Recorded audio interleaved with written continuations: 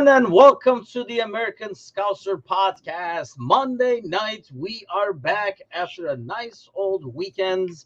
No Bickler, but I am your host as always here in Chicago. Let me do the quick weather updates as if I didn't bitch about it enough this morning in the morning show. It's been nasty and stormy and everything, and I've been up since 6 o'clock thanks to two dogs who do not like storms. And with us, like I say, no Bickler, traveling as always, roaming around the world, causing havoc wherever he goes with no sleeves. But Gally is with us. Gally, what is happening? Yeah, I am a little worried about the people of the Keys with those sleeveless arms rolling up through there. But we should get a weather report at some time. Bickler's arms probably brought a hurricane to the Keys. And they also brought rain clearly to Chicago and the Northeast because it has done nothing but piss rain since about midday yesterday. I don't mind rain on a Sunday where I don't want to go do stuff and don't want to walk the dog, want to just chill and watch football and maybe make like a pot roast or something. But like a Monday where I got to like, well, just something warm in the house, make the food smell, the whole house smell good, like a rainy day type of chilling out inside. Okay. But the last thing I want is a Monday morning where it's just ass and like piss and rain. I can't get the dog outside. He doesn't want to go outside to go to the bathroom. He's irritated in the morning.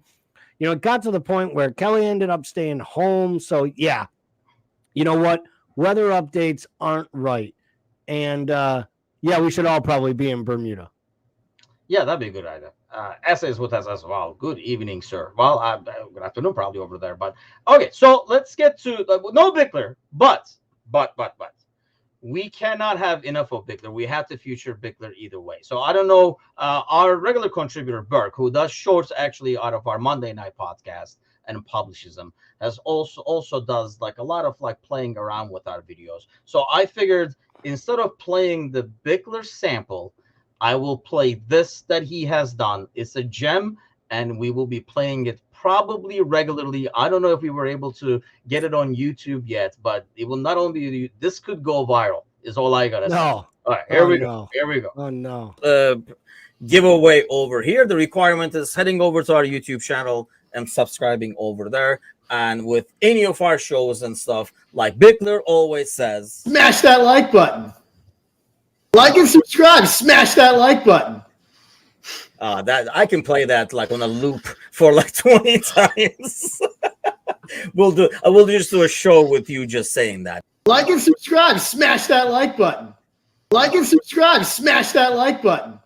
Like and subscribe. Smash that like button. Smash that like button. Thanks to Burke. What will we do without Bickler making an appearance over here? We will be using this. He probably feels horrible that he ever fell into that trap of recording that live on a podcast, but we will be using it over and over and over again. My favorite short of all time over there. Maybe we'll get you, Gally, do one of these, take the hoodie off, put the sleeveless tank on, and let's do it. I think what happened to me that time was, and I'm happy we haven't resurrected it at all, was the time that I was still in like the old spare bedroom, and I had one of my like epic rants, and that was the one in the middle of it. Burke actually made, because I put my hands up and did this, and Burke basically made me look like Elmo with the on fire. That's probably the worst one that I can recall of me on there. But hey, if you can't be famous, you might as well be infamous. And well, Bickler already was. So he's just adding to the lure and the legend. Famous and infamous at the same time. Yes. As much as we do this, sadly, there's a lot of probably ugly footage on all of us at this point that can be shown. 82 and sunny out in California. Must be nice. So I'm just not going to feel so bad next time you're whining, Sir Z, in the middle of the night. I had to get up in the middle of the night. It's not even morning out here to watch a game. It's 82 degrees. I'm going to be shoveling in less than like a month. I'm going to probably be out there like cleaning snow off cars and scraping windows. And you're living in 82 degrees in sunny California. So, yeah, you got to wake up 3 times a year before 5 in the morning. I think it's a good trade-off. Yeah, exactly. I will take that trade off any day.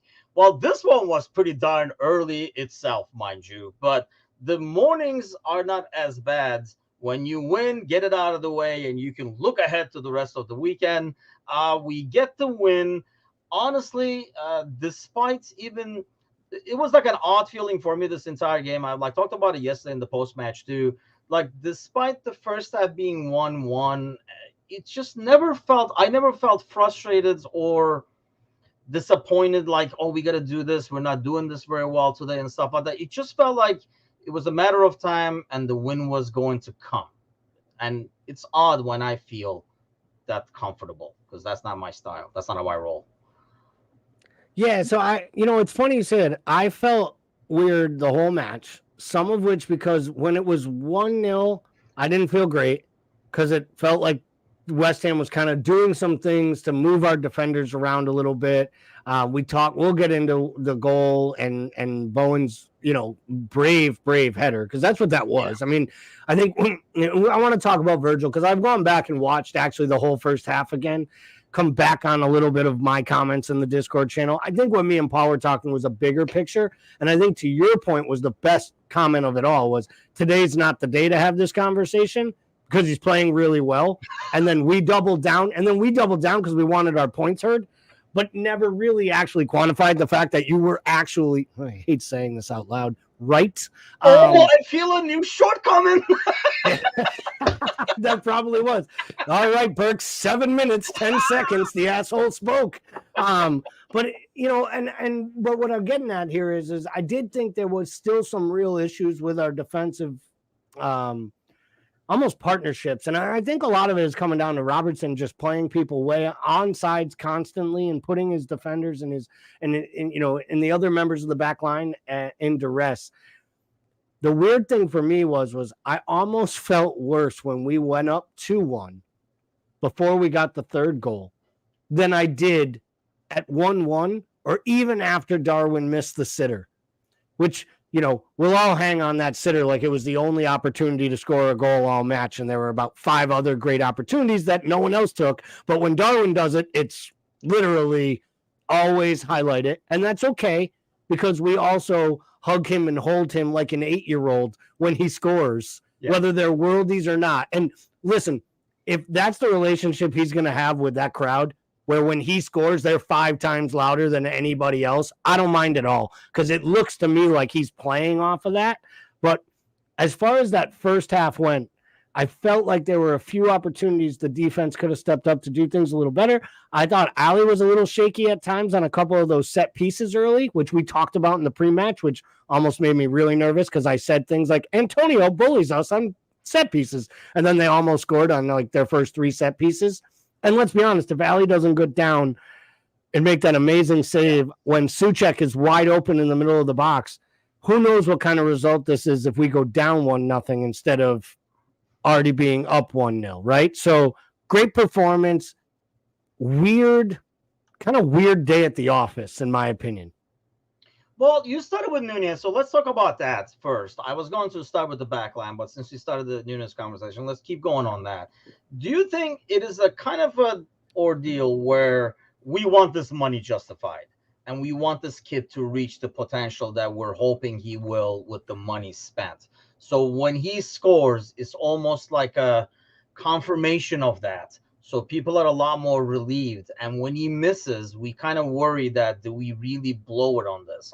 Because like we talked about it a lot last year when he came in the same time as Haaland, he's like, like scoring goals for fun. And then, you see like Nunez initially struggling with the press, struggling with the system and stuff like that. I think he's gone past a lot of those.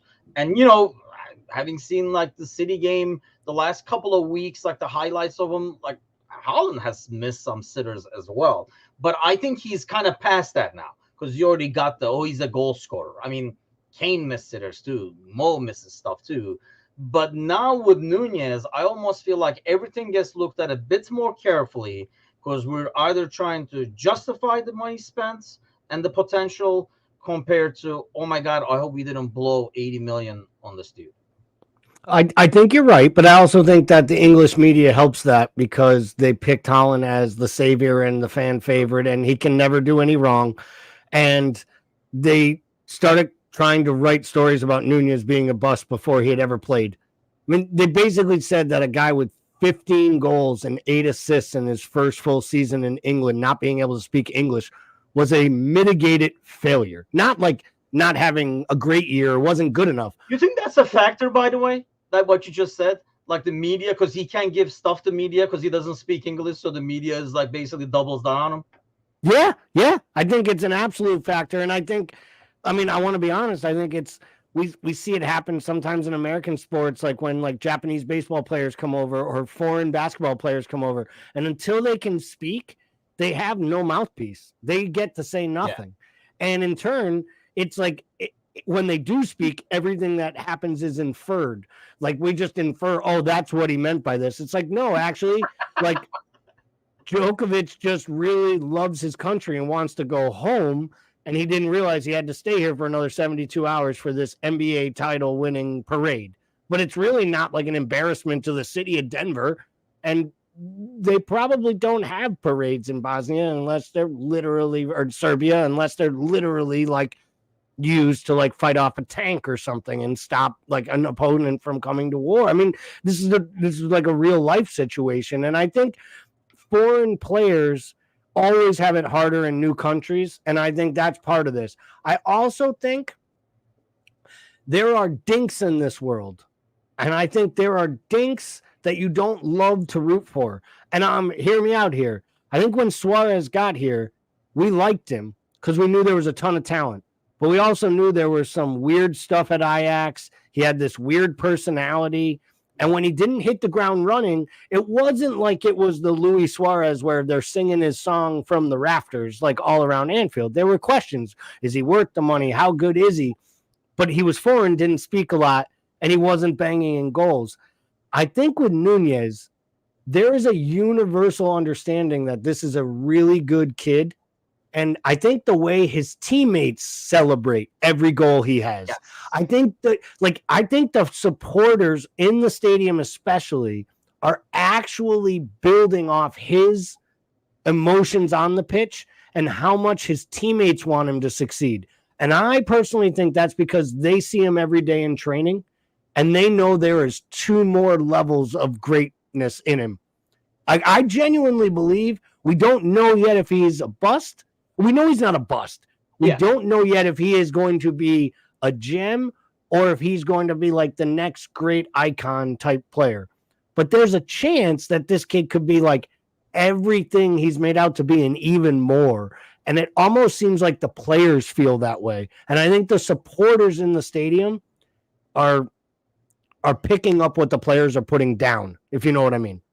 Yeah, I think so. You do see the players especially happy for him because I think obviously they see and read and all the stuff that's been, they know the pressure that's on him and they probably understand the pressure that's on him, even though he couldn't probably tell them. They probably feel it because, that's most of those guys at one point in their career probably been there.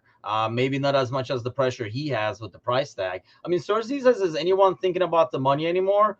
I think you're always thinking about the money. I think the spotlight is just brighter. I don't think every move Gakpo does or everything Gakpo does gets analyzed as much as everything Nunez does. Not only by fans, by media and overall, because the price tag just makes that spotlight brighter. So when people are watching you, I think everything is analyzed a bit more detailed. Shelton says his confidence makes you want him to do well. And I think that's the thing where we almost all feel the pressure that he felt.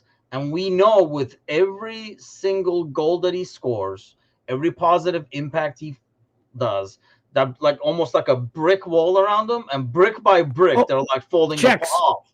And he is going to just burst out of the wall at the end and start kicking some ass. If he is not already, he already makes a huge impact in games the way things are. Yeah, I just feel like the Newcastle match as a whole, like it just was such a moment for him. It was such a big time. It was such a big opportunity for him to shine on such a big stage, and then to take them both the way he did, and as late as they were, and then he creates goals. he helps create the penalty for Mo by basically just running at the entire West Ham team. His pressing has gotten so much better. He looks like he understands where he's supposed to be at different times on the pitch. And then, he misses the sitter, which I don't think was as easy of a finish. It's got to be on target. I don't think it's as easy as everyone made it out, but it has to be on target. But the goalie scores. I mean, let alone keeping yourself onside on the run. But the goal itself, the way he takes it and how nonchalant he makes it look. I mean, it's just like he's celebrating in the corner before the ball goes over the goalie's shoulder. Like, he knew the moment he touched it, he's already got that smile, the grin. He's getting ready to do his heart sign up to his partner in the press box. It's just, it's a joy to watch. I wish I was there. That was right where we were sitting in that corner when I went to the match with Megan. We would have been right in front of us. I couldn't imagine what that would have been like to celebrate that moment. For the people that were there on Sunday, good on you, good on Darwin. And I just hope they just can somehow figure out how to keep it up. Yeah, I mean, like you said, his press has gotten better. And I think that was like the biggest issue when I was like really criticizing his play in the past was the press, because we could not start it and we could not do it. And when we could not, especially with the midfield we have, but regardless of the midfield you have, if you cannot start the press properly, the worst press is a half-ass press. Because it puts, which is, something that United loves doing, for example, and it just makes everything more difficult for midfield and whatever. Joka says he's missed so many opportunities. Yes, he's unbelievably talented, but must be more clinical. I think he knows how to finish. I mean, the goals in the Newcastle game, like this goal, we've seen it last year. He knows how to hit the ball and finish. He knows where the ball should go for a good finish. And I think with most strikers, half the battle for most goal scorers is being there. And he's there. He's in that situation. He's getting open. He's making that run. And I think those are big things to look at. He's young as hell. So if you look at the improvement from last year to this year, it only makes you kind of like, drool a little bit thinking of what's more to come right now. Because the biggest holdup for me was we knew he could score. We knew he could cause havoc because we knew he was fast. We knew he's big and he's strong and all that kind of stuff. We just did not know if he can control the monster, if you will, and be able to play within the team, press with the team, defend with the team. And this year, I think he's shown he can do those. And I think that was the biggest step to take. Yeah, I completely agree. And I think the idea, I think I mentioned it maybe in our Discord or somewhere in one of the arguments I was having with somebody on Sunday. It's just scary. It's scary good. But when you think about the pace that you have in Diaz, Nunez, and Mo with Soboslai running behind them, like the actual sheer top end pace that those four players have to actually commit to defenders and make defenders try to defend is just, it's only going to make this side better as we figure out how to utilize it more. And I think every match, I see a more cohesive front three in attack and utilizing Soboslai's talents. And I think it's making Mo look better and better week in and week out. More, I think he was at his best, in my opinion, of all the matches this year. On Sunday, I thought that was like top level Mo. I think he's creating for others. I feel like he's taking his game to the point where he's becoming even more of an all-around footballer than maybe the pure goal scorer he was years ago. And in some ways, this is not a shot at Bobby. I think we needed a pure goal scorer when the best footballer on the pitch was playing in the center. Now the best footballer on the pitch might be playing on the right, and the best goal scorer is in the center. And Mo actually knows it makes some sense to set that guy up because this kid's an absolute beast. And they're really starting to create some really nice interplay together. And I'm seeing a similar thing with Diaz. And I think the sky's the limit for this offensive attack. And I do kind of feel for Gakpo and all this because Jota's the super sub who comes on and just scores goals. Yeah. And I think in all this, Gakpo is kind of getting lost a little bit and falling further down the pecking order. But we all know there's a big match on Wednesday for him to start There's big goals for him to score this year. So really excited to see where that goes as well. And Gakpo kind of pushing himself back into the first 11 questions, because that's really going to help our side. Yeah, I mean, those are great problems to have. Yes. And problems we did not have. So let's bring it. If you're going to have any problems, bring those on. Yoka says, I hope I'm not butchering the name, by the way. So Iwi tells me how to pronounce it, but I'm going to go with Yoka. Let's go with that. But I think the weird thing with Nunez is he's saying he's so scary when he comes at you. He'll be huge. It's weird because with Mo and Diaz, you don't want them coming at that speed with the ball. And when they're coming at you with the ball with their full speed, you're like, you don't know where to go. As a defender, especially as a center back, when you're always told not to let that ball bounce. And dude, I'm telling you, once that ball bounces once in a long pass, even if it's like an aimless, misplaced pass, you do not want Nunez coming at you full speed behind you, because that's what causes havoc. Yoka says it's close enough. Hey, as a name like I have in Timuchin, trust me, I am used to. I'm sure he's used to people butchering it regularly. That's why I kind of switched it to halfway Tim at times to make life easier to people. But Gali, can you say Timuchin, by the way? Timuchin. Damn, man. Well, I mean, it only took you freaking 4 years. It only took me, yeah. I think it's actually about 2.5. But I still don't even try to pronounce your last name, because I just want to call you US. Yes, I have never heard that one. That commercial with like Allen Iverson is like, oh, AI. He's like, yeah, I never heard that one. Yeah, I feel like the same way anytime somebody says your ass. Okay, let's go back to the game. Let's go back to the lineup, the defense. In the pre-match when we talked, probably the biggest concern was the right side of that back line, right? With Gomez and Matip, especially with Antonio, we felt like, hey, if Konate is available, it'll probably be better to match up physically.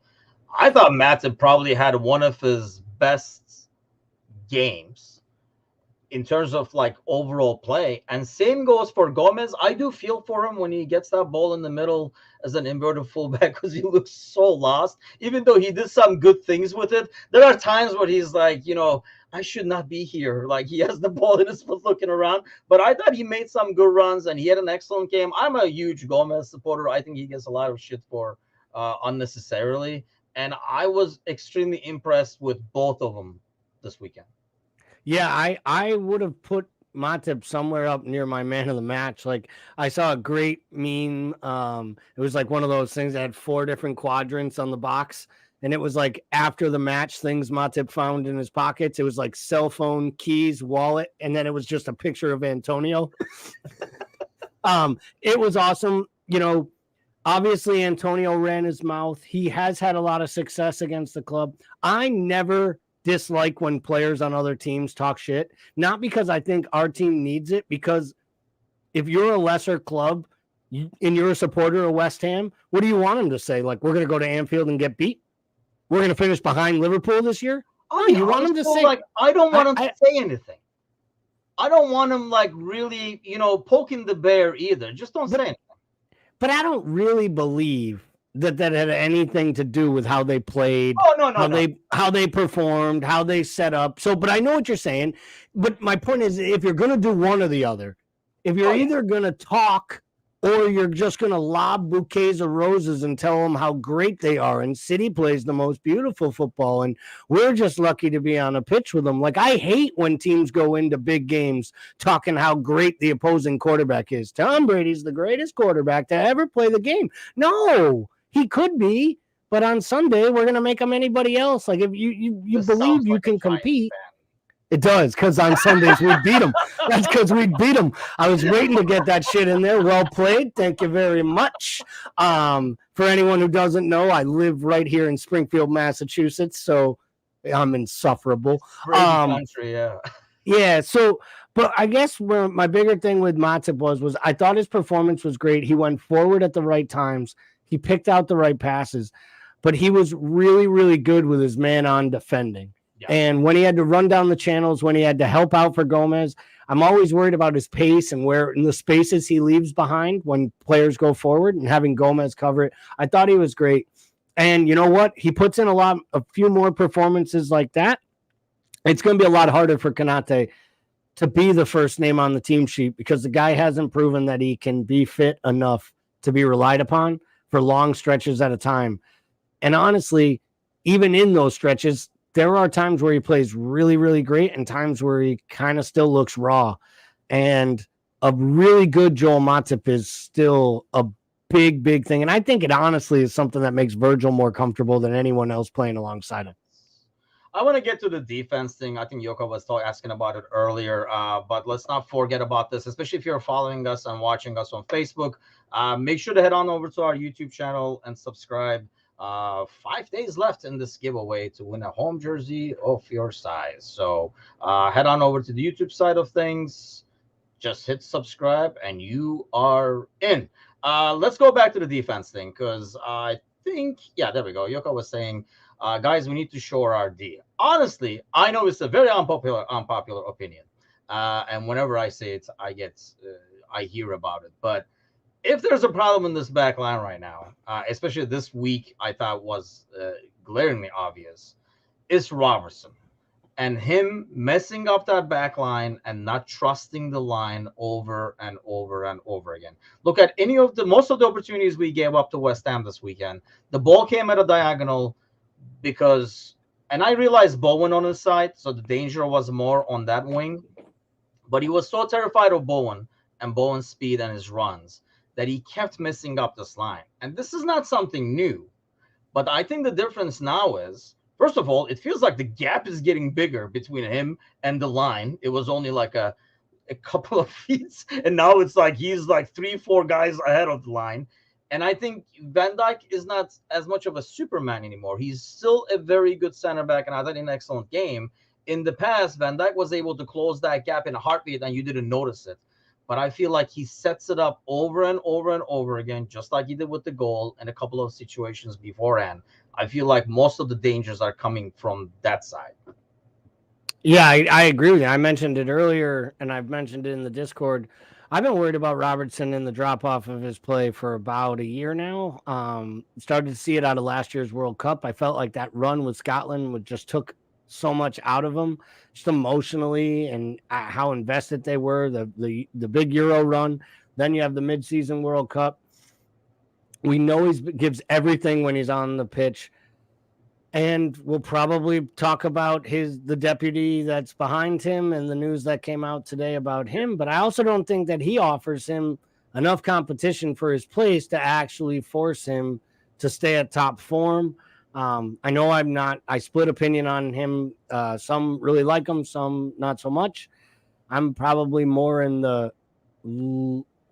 more disappointed in him today, in Simicast today, than I was 18 months ago, 2 years ago, when I thought he might kick on and start to actually maybe fight for an actual spot someday in the 11 or like carve out his own role. I don't even feel like he's carved out a role. I feel like he's an afterthought. And I think anytime he plays, we always have a conversation about why he doesn't fit in. And I think tactically with our new formation, it doesn't work. And in some ways, I think, to your point, part of this new formation with Trent tucking in, playing the inverted role, in some ways might be to almost pull Robertson back and bring him back into defending a little more and not be bombing forward. Because I really believe when we really in our heart of hearts think about the great, great Andy Robertson moments in red, they're either the moments of him like chasing guys down on sheer will, or the shithousery stuff against Messi and pushing people in the face and getting in guys' grill, or creating on the attacking end. I don't ever remember real great one-on-one defending. More and more what I remember is balls getting crossed from the left or the right side and questioning his positioning and his defensive awareness of why he doesn't cut runners off, why he doesn't cover the back post. And I think you're on to something where I think a lot of that was covered up by just how superhuman Virgil van Dijk was.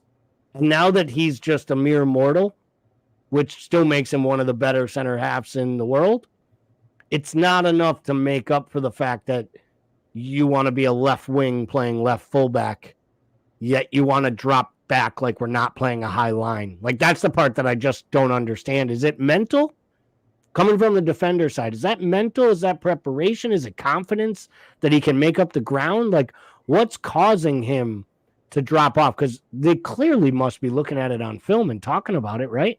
You would think so. You were like, hey, look, you're screwing up the line again, kind of a thing. I think it's a combination. It's more being afraid of the run and afraid of the pace, that you're not going to get back there if that guy makes the run through, is the way I will look at it. And I, like Sir Z says, I feel like they did not have have the same relationship. Not that Diaz's work rate is different, but I feel like they don't have the same chemistry that they had with Mane in terms of those runs. That could be partially because what you're saying, the formation is different than when Sadio was here with Trent's new role. So everything is shifted a little bit. So that could be why. I just feel like, and it's not like, I mean, I don't want to make it sound like the dude just scored the winner last week. So it's not like his play is so subpar or anything like that. I just feel like when we talk about defensive issues, I think right now he is the main cause because of those balls being like played over. And it goes on. We did a lot of football analogies today. I mean, if you know that guy is going to be constantly pushed back there, that diagonal is always going to go on that side. It's almost like a cornerback playing off the wide receiver, afraid of his pace. So if you want that 5-yard pass comeback route is always there. So if you take what the defense gives you, kind of a thing, like they say in NFL. So if that diagonal is always there, they're gonna always run that guy, run on him. I mean, this is, if I'm noticing it, I'm sure people smarter than me soccer wise are noticing it and saying, hey, we got to take advantage of this. The right wing has to push Robertson back, and that's something that I guess, I mean, you always see Virgil screaming at him, but it's just like you don't scream at him so much. I mean, the center back set the line, and you got to kind of go with it. It's Robertson's responsibility to see where Van Dijk, who's the boss of that back line, is setting that line and kind of like staying over there. I mean, we always picked on Trent, but that's the thing, Trent sometimes does this. And, usually your right back or left back will always screw you over because they're kind of worried about the wingers run. But it's always like, very close. I noticed in the last couple of weeks, the gap is really big with Robertson. But let's go back to that. We were just literally talking about it at the morning coffee show with Matush this morning. And I don't know. Maybe I'm going with like recent memory bias, like you're saying. But I have not seen a good Costas performance in quite some time. And at one point, we were like, oh, this guy is just as good as Robertson, like he can really relieve. We have two great left backs. And I just don't have that confidence now. He looked so weak in the last Europa game. He's going to get more chances. We were talking about him. Maybe he needs a run of games. You think he just needs a run of games to get back to the guy we saw who can do that killer cross from the left and still can defend, or that was again Van Dijk being superhuman? Well, I think the killer cross is there because I think he has a wand of a left foot, but I do think part of using that wand of a left foot is actually playing enough that you get into a flow and you get used to your players. I don't think he's ever truly gotten over Mane leaving, to be honest, because Mane created space to allow him to go to the outside. And I don't think Diaz creates that area on the pitch. So like you almost need, like, to me, it would almost be like, I would love to see Gakpo start on the left, the place that he played before he came to Liverpool and we changed his position, and come inside the way he would for PSV Eindhoven and create that overlap maybe in like the League Cup against Leicester and let Costas actually play like we used to play with the attacking, bombing left back. Yeah. But that almost means we have to go back and play a 4-3-3, a traditional 4-3-3. But will Klopp do that? At this point, he's shown a reluctance to deviate from this inverted fullback formation. Maybe if he gives Endo a start, play with more of a traditional 6, you'd play more of a traditional 4-3-3. And I just, My bigger concern is, or my personal opinion here is, and I hope this is the case. I really hope that I think he had 1 year left on his deal. I'm hoping this is a long-term deal on reasonable wages to make it so that if a middling club in either Italy or France or a lower level Premier League team was looking for a player, that he might be a perfect player that we would be able to sell for a profit, reinvest in the squad. Because I don't see him as a long-standing replacement for Robertson. So why do you keep signing a backup who really is a big step below and really isn't the same player, in my opinion? But I could be totally being a cynic here. I don't know. That was my initial response. I was like, I hope this is so that we get something for him. Brian Shelton's saying the same thing. Is it just so we actually get a fee for him? And I guess if you think about it, or is he the Adrian of left backs? Like, he is so great for the squad, kind of an ordeal. Or it could be kind of best of both worlds. You know, he's going to get a lot more playing time. Whether it's Europa, League Cup, FA Cup, a lot more games with the Thursday games. There'll be more rotation. So I think he will get more playing time. If he does well, it gives you two options then to maybe move him for a good fee, or why move him? You have the you have the backup you need. And if it does not, I think, you still can get something for him down the road. And not let him run out his contract. We always complain about people running out their contracts, so this kind of like enables us to move him. I mean, it's not like he's like an older player or anything like that. Like I say, at one point he looked the parts, and maybe it is the formation change, like you're saying, or it's just the fact that he needs several games to get back to where he was. But he looks really, really off. He did look really off, and I thought you were spot on. He looked really, really weak in the Europa League match against LASK Linz. It was really, really brutal. And I think one thing, you made a comment earlier, like maybe he's just that guy, you need him in the side. And the one thing I will say is I think there are clubs and there are sides who have a guy, and you just can't let him go. Like, United probably has a guy. I don't know who it is because they all look like miserable pricks, right? That no one wants to be around. But maybe Luke Shaw's the guy. Like, maybe there's a likable bloke in that room. Like, there's somebody that everybody likes. It's probably like literally like freaking Tom Heaton or something. But it's someone in that side. Maybe it's McTominay and it's why he's still there. Probably not. Look at that mug. No, I don't think anybody likes McTominay. There is someone somewhere, right? That everybody likes. On every side. I don't know that Liverpool comes across to me to be a team that needs to have one of them, because I feel like they have a collection of like 20 of them. I think it would be harder to come across the dink in the room, in the Liverpool dressing room, than it would trying to come up with one of the likable guys. And I know Costas, everyone is always smiling, and he's Mo's buddy, and he took on kind of the love affair role with Mo, because it feels like Mo is that guy that like really doesn't have many friends and needs one on every team, and like he needs it to be just his. Like, he won't share it. Like, he's that kid in school. This is my guy. No one. I have one person at my birthday party, and no, none of you else are invited. Just Dejan.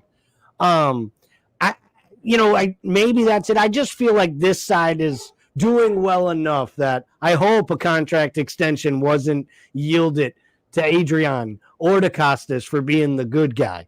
Because honestly, you only need we one could probably of those guys. do without. Yeah, and we have one in Adrian, I feel like. And I think with his maturity and stuff, you can kind of see, if you watch these videos of like Inside Anfield and stuff like that shows some of the behind the scenes stuff, or like practices and stuff like that, you can kind of see why. I mean, you can argue the wages, but it's almost like we're paying an assistant manager at this point. You can kind of see the impact and the stature that he has.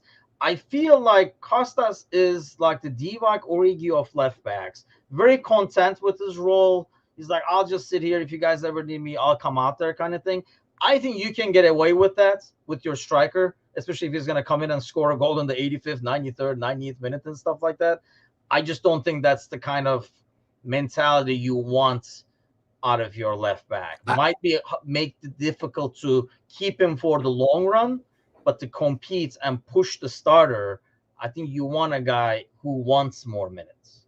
And I think that's my biggest. I think that might be my biggest concern or issue is that I see Costas as the guy where like Klopp tells him to go warm up, and he like jumps off the bench and is like smiling, like, "All right, manager, I'll do that." Like, and he just goes out there and he's running around, and like Klopp knows there's 0.0% chance I'm putting you in this game. But literally, like, you're just talking dudes' ears off on the bench. So get out there and go warm up. Go do something. You're just talking to people. I can just keep hearing you in my head this whole time. And I think my bigger thing is if, God forbid, I'll knock on wood, but God forbid something happened to Robertson, he was going to miss 8 matches, 10 matches, 2 months. I think we'd be having conversations around playing other players at left back. Yeah, I don't think Klopp would just slot this guy in against City to try to stop Phil Foden coming down the right-hand side. Milner as left back. And that's kind of, and I think that's why I have a little bit of, I don't want to say an issue, heightened concern over this new contract. Because, and I know my guy, like someone in the earlier in the comments said, who could we purchase to replace him? And, I was talking earlier this year about how, like, you could do a lot worse than signing like a Rico Henry and having him be an understudy under Robertson, learning, he's proven he can do it at right back, left back, go forward. He's clearly a good defender and can create on a break, hits on the counter, has pace. But he's out for a long time with a big injury. I know Paul loves Aaron Hickey, and there's some other players out there, right? There's a lot of different young players. But didn't we kind of learn that with the Calvin Ramsey buying a 19, 20-year-old kid that you think can just step into Liverpool and like take on a role and even be a backup? I feel in this case, we really have to really think about probably finding ourselves like a semi-established 22, 23-year-old Premier League ready long-term person who can push Robertson and eventually And let's push him face to it, the point that he takes his job. it will get easier as obviously Robertson gets older, because the new guy coming in will see the light at the end of the tunnel. I think if you're bringing a back right now to the squad, it's sadly, Brian was saying earlier that comfort is always a concern, but you do want somebody who is halfway realizing that he's not going to get, Trent benched or, like Robertson benched and stuff like that. But at least still have the drive to be, grab the rebounds maybe once, the time comes. I just don't see that in Costas. It goes back to what you're saying. I think if something, let's knock on wood so we don't put this out in the universe, but if something was to happen to Robertson, I just don't feel very comfortable when I see the lineup. Let me put it this way. For all the shit that Gomez gets, I feel 10 times more comfortable if I see Gomez playing right back instead of Trent than I would Costas playing left back instead of Robertson. Because I know what I'm getting. Yeah, I would completely agree. I mean, I've never been like a hater of Gomez as long as people aren't expecting him to go in there and be Trent, because I just think it's unfair. Yeah. And I've always felt like Gomez puts in a shift anytime he's asked to play for Trent. And then as soon as he's asked about it, the first thing he says is, well, it's, I love playing for this club. I'll always play for this club, but I'm a center back, so I should really be playing at this heart of defense, alongside Virgil. In Joe Gomez's defense, he's still probably miffed at why they went out and spent all the money on Konate, because in his mind, he's still the best right-sided center back to pair with Van Dijk, because the year we won the league, they were the best center back pander in the he's world. Been unlucky with some really serious injuries, and despite those, he's still. I hope everybody saw his speed. By the way, that everybody said the speed is gone. I hope everybody saw it this weekend. The speed is not gone. He's still one of the fastest dudes at full speeds on this team. He made a lot of good runs, very sound defensively. No, I was extremely happy for him because, like I say, I think he just gets too much kind of like blame for everything miscellaneous that happens. Kind of like when you guys were pounding on poor Van Dijk over there this weekend, but that's the whole. Wish Bickler was here so we can talk to Bickler and beat him. We can wait for that topic till he's back, because he's got to get his pound in, because his his is a bigger argument, I think, of a longer standing period. Which I And I think agree, but I really think unless like the Saudis come in and offer like a ridiculous amount or whatever, I think Van Dijk becomes this Thiago Silva-ish, knowing his limitations and playing accordingly center back as he matures more.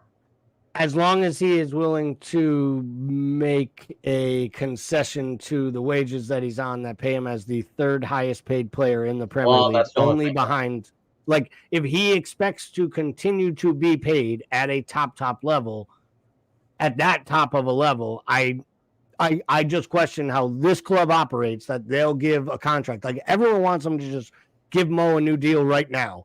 Yeah. And I understand where the sentiment comes from, but these guys don't usually hand out big multi-year contracts to players over the age of 30.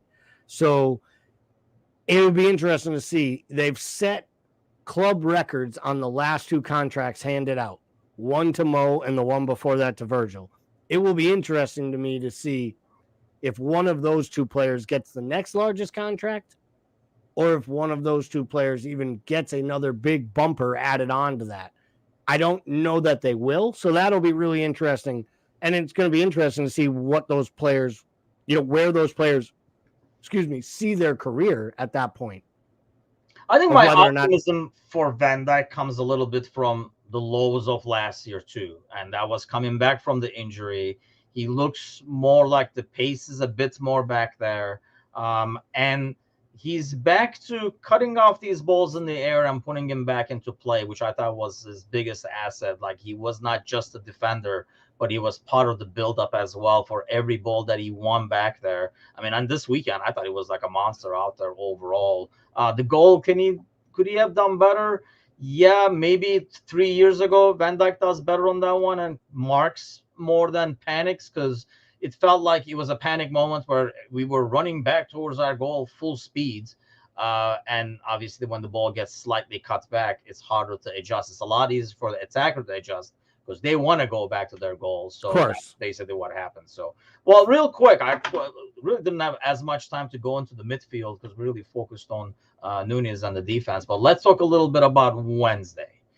Let me ask you what I was asking actually the Polish Prince this morning. What do you want to see, and what do you think we will see in terms of the lineup? I would like there to be less rotation than the rotation we went into for the Europa League matchup, which means I don't want 11 wholesale changes. Okay. I do think that I definitely think that we need to rotate. I think Kelleher has to play. I think you need to give him another game. I think this should be his competition. I don't know he's going to get every match in the Europa League, so I would give him this League Cup, especially in these early rounds. So I'd start Kelleher in net. I think I'd start Kwanzaa and probably Kanate. And then, I don't think we really have a choice unless we want it to start one of the kids at right back, but I would assume it's going to be Gomez and the man on the screen at left back. In the midfield, I feel like Endo has to start at the 6, and I think that Elliott has to start. You can pick your other midfielder if you want it to be Gravenberch, if you want it to be even McAllister, to give some form of the first 11 to give these guys minutes with them. I'd rather give Soboslai a rest. I'd rather give Jones a rest because I think they put lots of minutes and have lots of miles already on their legs. So I think I would maybe, if I was going with continuity, I'd start McAllister, let him play a little forward, let Endo play at the 6, play Elliott on the other side, and then up top, Gakpo and Jota have to start, seeing to the fact they've been relegated to the bench midweek. You could start Mo so you get a goal or two early. It's Leicester. He likes a goal against Leicester. Pound him early and get out. You could also start Ben Doak and bring Mo on in the second half to play against their kids. The Mo one is always a conundrum for me because I don't feel like we have real cover there. But I feel like the way he normally does it is he rarely has. I think we always say, man, just put the guys up, let's get the lead, then we take him out kind of thing. But he kind of does it the other way. He throws the guys out there and says, why don't you guys do it? And then it's like, you guys can't do it, damn it. Okay, why don't you guys go back in and clean this mess up kind of a deal and Right. gets the minutes that way. I don't know if that enables him to control the minutes more, because obviously if you start Mo over there and the game is still tied, Mo is going to be ripping all kinds of stuff on his way out in the 60th minute or something like that. So I think that's kind of like how he protects the players in some ways from themselves, if you will. So Yeah. I think that's why I like your midfield, but I think we might see Ando, Gravenberch, and Elliott start in that midfield, and then Doak, Jota, and Gakpo up top. And if things do not go great, then you have your regular starters be able to come off the bench. I will be especially looking forward to seeing, like, if Trent is available, does he come in the last 20 minutes?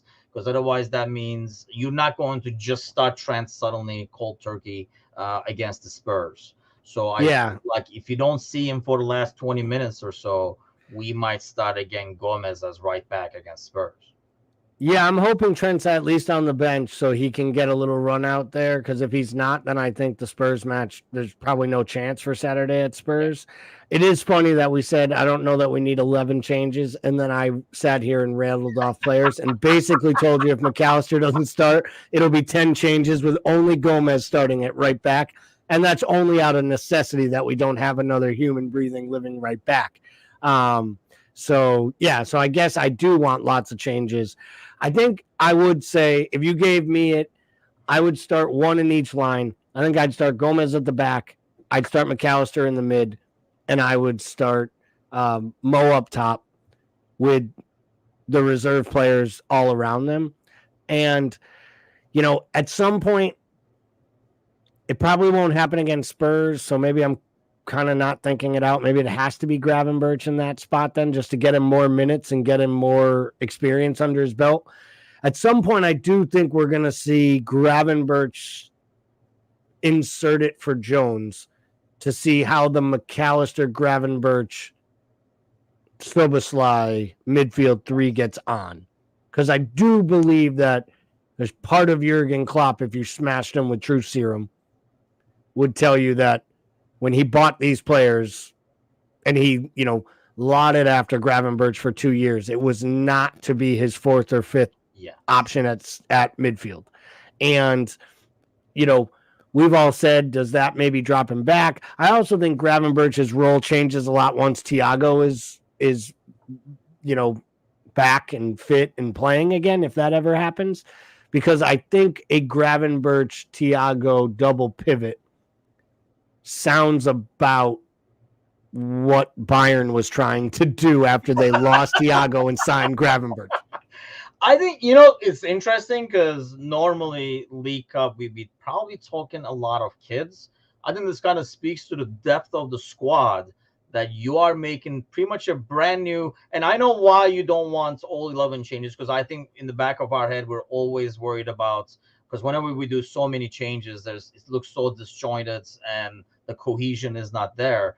But if you think about it, you just made another 11 out of people who could be potential starters. Maybe exception is the back line with, like, if everybody's healthy. I don't know if Kwanzaa, how close he is. He just still needs minutes, but these are the games that he would get. But I think, in midfield up top, you're looking at guys who occasionally would start with you throughout the season, and you made a League Cup starter squad out of them. So that has a lot to the depth. I think it speaks to the depth, and I think it speaks to good recruitment. We pounded on these guys all year long, right, for not making moves and not getting things done in time and just not doing things. They brought in 4 midfielders. They've assembled 4 solid center backs that have all played well so far. We have depth at just about every single position. Granted, we still a little light on right wing cover for Mo. But you know what? You don't replace Mo Salah. So what do? You try to find an understudy who offers a little bit of excitement and something different. And if you are going to bring a kid in with 10 minutes to go, whether the match is already done or you're just trying to run at someone, you might as well do one that has electric pace. and the kid's got electric pace, and he's got confidence to go with it. And that's what I like. Like I said this, I think you said it on one of the pods. The best thing about him isn't his pace or his touch. It's that he never looks like the moment's too big for him to make the right decision. He doesn't always execute, because that's what happens to 18-year-old kids. But I don't think I've ever seen him do something and me be like, oh my God. And we've seen that from veteran players on this team, let alone, we've seen Thiago do it where we all get Thiago eyes because we're like, what did he just do? Like, you never see Doak go into a challenge and say to yourself, if he doesn't win that challenge, they're going the other way for a goal. He just seems to play within himself. He picks out the right pass. It's like he crosses at the right time. He cuts things back. He holds balls up. Just seems like a player who is very, very, very mature for his young age and for the lack of top-level football he's had. And I think sometimes that's the sign of a special player, because they start to develop the hows and the whys before they're ever taught it, because it's just naturally in their game. And I think, I don't know, trying to get ahead of myself here, but there is a reason that the people in Scotland talk about him like he is their next great, great coming talent. Like, they were very, very excited when he came to Liverpool, and I think a lot of people were disappointed because they wanted to see that progression of him, like, making it through the, moving to Celtic and moving up through the ranks there and getting more minutes and becoming like Scottish hero, and not, maybe coming to Scotland, maybe coming to England so young in his career that he could pull a Jack Grealish and, try to find somewhere on the map where he was born in England, and then him look at him and be like, I wasn't born in England, you asshole. Yeah, I think this is like, I guess I'll replace Ox with Doak now. Hopefully he doesn't end up the same way, but it's a great opportunity for him. Like these games where I don't think he did very well, but I think he, like on Thursday, but I think as he gets more minutes, I kind of like that, exactly what you said, that he has the confidence, he picks the spots. I think he looked like he physically kind of got outmatched, it felt like, on Thursday. Maybe the scene was kind of like too big, the fact that the game was away. If you're watching one guy who's Galley's spotlight on Wednesday, whose performance that you're going to be really, really watching? I'm going to say one and then 1A. One, I'm going to be watching Endo, and I do think it's been unfair, some of the criticism of him so far. And the other thing is, no one thought Fab was that sexy of a player until he wasn't here anymore, and we all wanted a new number 6. Actually, we didn't even like Fab when he was a really good Fab. We didn't start seeing Fab's value until he fell off to the point that we didn't have one. It was a boring midfield. Right? Like Fab, Genie, Hendo, sideways passes.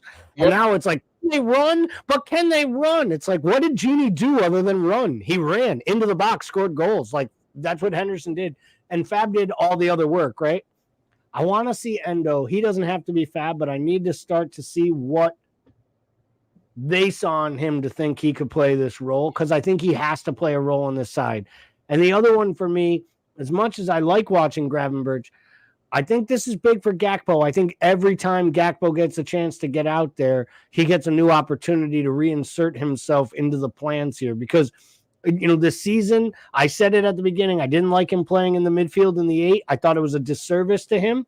And I think it kind of set his season backwards. It allowed Darwin to get extra minutes, score some big goals. I feel like he's jumped him now. And we all know what Jota is. Jota's a match winner. You put him in, he'll do nothing, and he'll score you the game winner or the clinching goal. Yeah.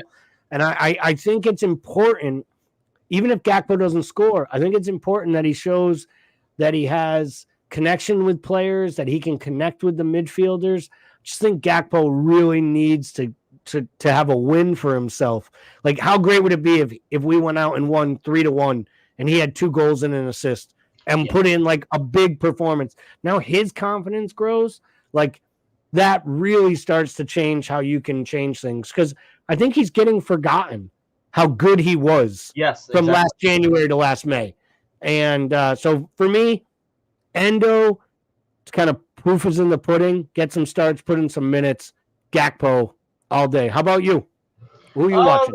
Brian says Endo and Gravenberch. I'm going with Endo 1. If you're doing the 1, I think Endo, because is he being unfairly judged, or how many games do you give to see? I think you see it here and there, and sometimes when a player does well, and then we keep like Costas, everybody's like he needs a run of games. Well, maybe Endo needs a run of games, and I think he's going to get that opportunity and see what he does. And Doak actually is my probably one. Okay. Want to see. I think Gravenberch is an easy choice too, just because he's newer. We want to see what we were really after and why Klopp really wanted this dude. I think we're already seeing it though. It's like a new and improved genie kind of a player is what I see in him. So it's going to be interesting to see him as well in action. He's got Paul Pogba's size, silkiness, and he doesn't have the smug look or the hairstyle that makes you want to punch him in the face. Like, in all seriousness, like I watch him play and I'm like, you can kind of see he kind of glides for such a big guy. He moves laterally well. He's got great like coordination. I know it sounds stupid. Oh, he's a professional athlete. He's got good hand-eye coordination.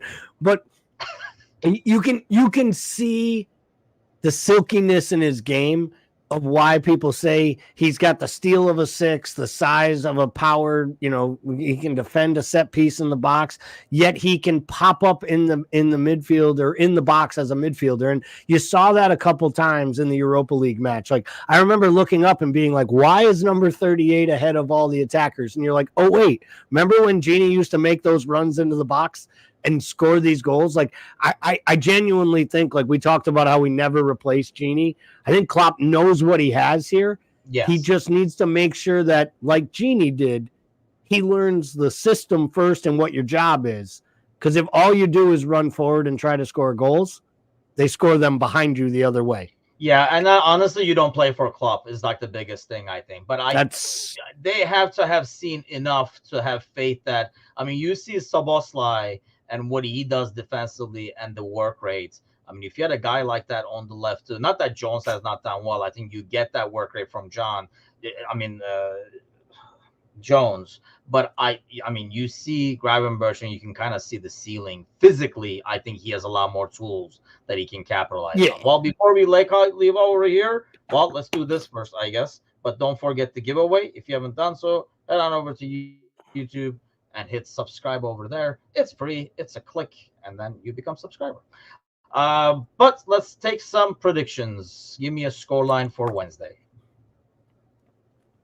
So I'm going to say goals. I think 3-1. I'm going to steal your scoreline. I was going to say 4-2, but I'm going to say 3-1.